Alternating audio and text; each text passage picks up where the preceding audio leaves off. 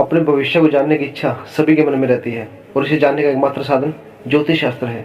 ज्योतिष शास्त्र के कई भाग हैं जिनमें वैदिक ज्योतिष को सबसे प्राचीन माना जाता है। ज्योतिष के विरोधियों का तर्क। ज्योतिष विद्या पर सवाल उठाने वाले हजारों लोग मिल जाएंगे। उनका तर्क है कि ज्योतिष विद्या एक ऐसी विद्या है जो लोगों को द्वंद, डर, विरोधाभास के जीवन में धकेलती है। इस पर विश्वास करने वाला ईश्वर या खुद पर भरोसा नहीं करता है। वह कर्म के सिद्धांत की अपेक्षा भाग्यवादी बनकर जीवन व्यतीत करता है। इससे उसके जीवन में सुधार होने की बजाय वह और भयपूर्ण और विरोधाभासी जीवन जीने लगता है। जो व्यक्ति ज्योतिष को मानता है वह कभी भी भगवान की भक्ति नहीं कर सकता और वह अविश्वासी होकर संशय और गफलत में जीवन जीता है।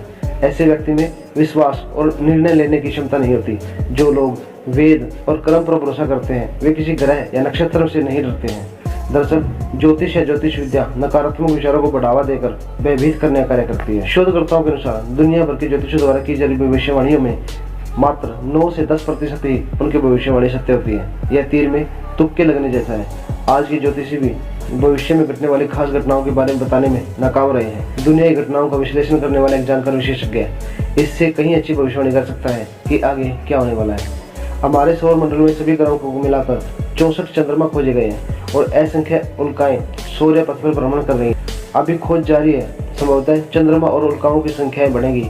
यदि प्रभाव की बात करें, प्लूटो और नेपच्यून का भी प्रभाव पड़ता है तो उन्हें क्यों नहीं कुंडली में महत्व दिया जाता। राहु और केतु तो कोई ग्रह है ही नहीं। सूर्य तो स्थिर है, फिर वह कैसे कुंडली में कैसे गति करता है। दूसरी बात यह है कि राशियां सिर्फ 12 नहीं होती। सौर पथ पर कम से कम 22 राशियां हैं। इनमें से 13 प्रमुख राशियां हैं। उस 13वीं राशि को ओफियूकस और 14वीं राशि को हाइड्रा कहा जाता है। राशियों के अनुसार लोगों का चरित्र घोषित कर दिया जाता है जो कि अवैज्ञानिक है। जैसे सिंह राशि वाले के चरित्र को सिंह के समान मानकर उसे साहसी, क्रोधी आदि घोषित किया जाता है और कन्या राशि के व्यक्ति को विनम्र, संकोची और सरल स्वभाव का माना जाता है। यह महत्वपूर्ण है क्योंकि राशियों का निर्धारण तो आकाश में दिखाई देने वाले आकार के आधार पर किया गया। जैसे तारों का एक झुंड सिंह के समान दिखाई देता है तो दूसरा झुंड बिच्छू के समान।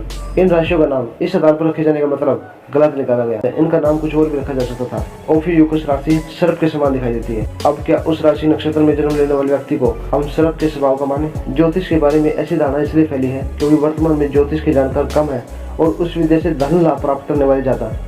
इस विद्या को कर्मकांड और देवी देवताओं की पूजा से जोड़कर देखे जाने के कारण भी इसके प्रति भ्रम फैला है।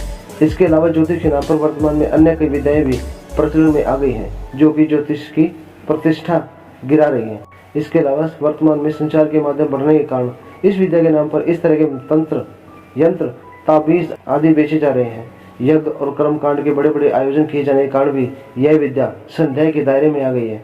अब इस विद्या के जानकार कम है और इस विद्या से धन लाभ प्राप्त करने वाले बहुत मिल जाएंगे जो मनमाने उपाय बताकर लोगों को भटकाने और डराने का काम ज्यादा करते हैं। आपको बताएं कि राहु और केतु कोई ग्रह नहीं है बल्कि ये धरती के उत्तरी और दक्षिणी ध्रुव का प्रतिनिधित्व करते हैं जिनका प्रभाव हमारे जीवन पर सबसे गहरा होता है। राशियां किसी का चरित्र बताने के लिए नहीं होती। ज्योतिष विज्ञान का भौतिक प्रयोगशाला में परीक्षण नहीं होता। इस आधार पर भौतिक विज्ञान के नियमों को मानने वाले ज्योतिष शास्त्र को विज्ञान कह सकते हैं। पिछली 2 शताब्दियों में किसी वस्तु, विषय या सिद्धांतों को भौतिकतावादी आधुनिक वैज्ञानिक कसौटी पर परखने का एक ऐसा सिलसिला आरंभ हुआ जिसने अनेक आधारहीन अंधविश्वासों की धज्जियां उड़ाने में कुछ अति महत्वपूर्ण विषयों व आस्थाओं को भी संदेह के कटघरे में खड़ा कर दिया है। इस क्रम में ज्योतिष का संभवतः सबसे अधिक तिरस्कृत व उपेक्षित विषय साबित करने की चेष्टा की गई।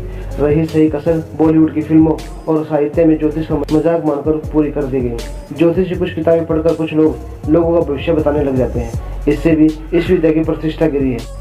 यही वजह है कि अपने आप को अत्याधुनिक और वैज्ञानिक विचारों का पोषक दिखाने के फैशन में अधिकांश लोग इस गूढ़ विद्या को मूर्खता व अविश्वास का पर्याय भी समझने लगे। सामान्य भाषा में कहें तो ज्योतिष मानी वह विद्या या शास्त्र है जिसके द्वारा आकाश स्थित ग्रहों, नक्षत्रों आदि गति, प्रेमार्थ, दूरी इत्यादि का निश्चय किया जाता है। माना जाता है कि भारत में लगभग 150 से ज्यादा ज्योतिष विद्याएं प्रचलित हैं। माना यह भी जाता है कि प्रत्येक विद्या भविष्य बताने में सक्षम है, लेकिन उस विद्या के जानकार कम है जबकि भटकाने वाले ज्यादा। तो दोस्तों, आज के समय में कोई भविष्य बताने वाला है या नहीं, केवल संभावना ही व्यक्त की जा सकती है।